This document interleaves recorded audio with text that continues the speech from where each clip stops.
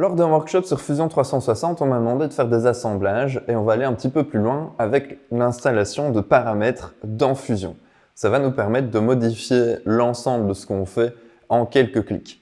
Alors ici, c'est vraiment des assemblages tout simples, tenons mortaise, mais les assemblages en tant que tels, ça peut prendre tout un workshop, donc à peu près 3 heures pour explorer l'entièreté de possibilités. Ici, on va aller vraiment au plus efficace possible, et donc on va commencer par créer notre esquisse.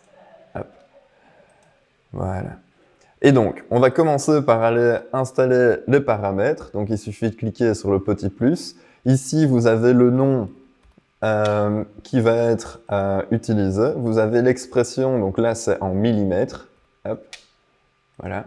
Ici, il nous en faut que 3 pour faire les chevrons et les mortaises, enfin les tenons et les mortaises. Hop, la largeur du chevron, qui fait 50, on va dire. Hop. Et le dernier paramètre qui est la largeur de la mortaise. Voilà.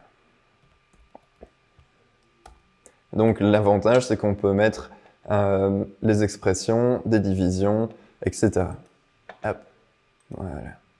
Donc on va commencer par créer un rectangle, hop, comme ceci. Là, on va inscrire la largeur. De l'autre côté, la longueur. Voilà. Ensuite, on va faire notre tenon, comme ceci. Hop. Alors, ici, on va mettre la largeur. Hop. De l'autre côté, la mortaise. Voilà. Alors, on va aussi centrer ça avec une cote d'esquisse. Hop, donc entre le dessus et le tenon, avec le paramètre toujours de la mortaise. Et donc ici, on est sur des tiers. Voilà. Donc on est bon au niveau de la première esquisse. Hop, voilà. On va extruder l'ensemble de 200 mm par exemple. Hop. On va afficher notre esquisse pour pouvoir faire le tenon. Hop. Donc là, on va l'extruder avec la valeur du paramètre. Voilà, comme ceci. Voilà. Alors maintenant, il nous suffit de créer le deuxième chevron. Hop. On va donc refaire une esquisse. Hop. Peu importe où on la met, hein, ici. Hop. Donc ici, c'est longueur. Hop.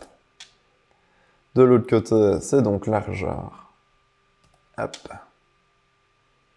Voilà. Hop. Terminons l'esquisse. Ici, on peut l'extruder. Hop. On va mettre moins 200, comme de l'autre côté. Hop. Voilà. Alors ici, on va créer la mortaise sur la surface qu'on vient de redessiner. Hop. Et donc là, on va refaire un rectangle. Alors ici, nous avons la largeur. Hop. De l'autre côté, nous avons la valeur de la mortaise, comme ceci. Hop. Parfait. On va juste mettre notre centrage avec notre code d'esquisse. Hop, comme ceci. Voilà, largeur mortaise. Hop. On va aussi mettre une contrainte ici. Hop. Qui va correspondre aussi à notre largeur de la mortaise. Hop. Voilà. Alors ici, on peut terminer l'esquisse. On va faire l'extrusion vers le bas. Donc ça va faire moins largeur. Hop.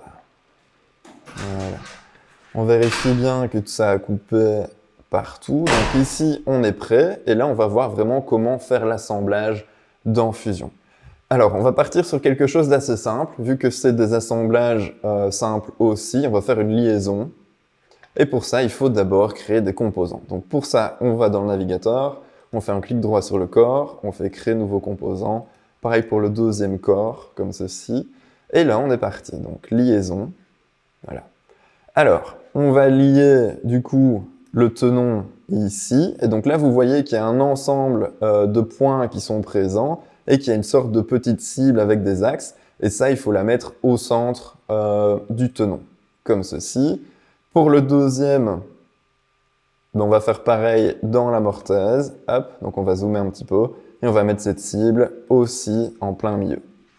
Voilà. Ici, l'assemblage est terminé et donc on voit que ça se met bien partout à angle droit, qu'il n'y a rien qui dépasse et donc c'est ça qu'on veut. Voilà.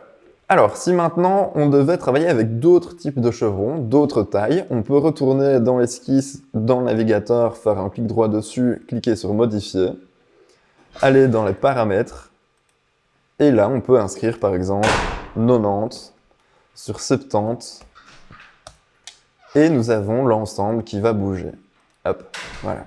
Et donc l'ensemble des chevrons a bougé, et donc si on regarde un petit peu la longueur ici, on est bien sur du 70 et ici, on est bien sur du 90. On voit ça ici en bas de l'écran. Et donc voilà, ça permet vraiment d'aller rapidement modifier des assemblages. Voilà.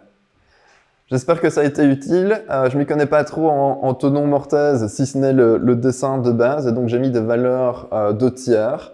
Si jamais c'est pas comme ça qu'on fait, n'hésitez pas à me le dire dans les commentaires. On aurait pu aussi mettre une valeur de flottement dans la mortaise pour faire un assemblage un petit peu plus facile. Maintenant, en général, des tenons mortaises, je suis pas sûr qu'il faille forcément cette marge-là. Encore une fois, n'hésitez pas à le mettre dans les commentaires. Et voilà, à bientôt!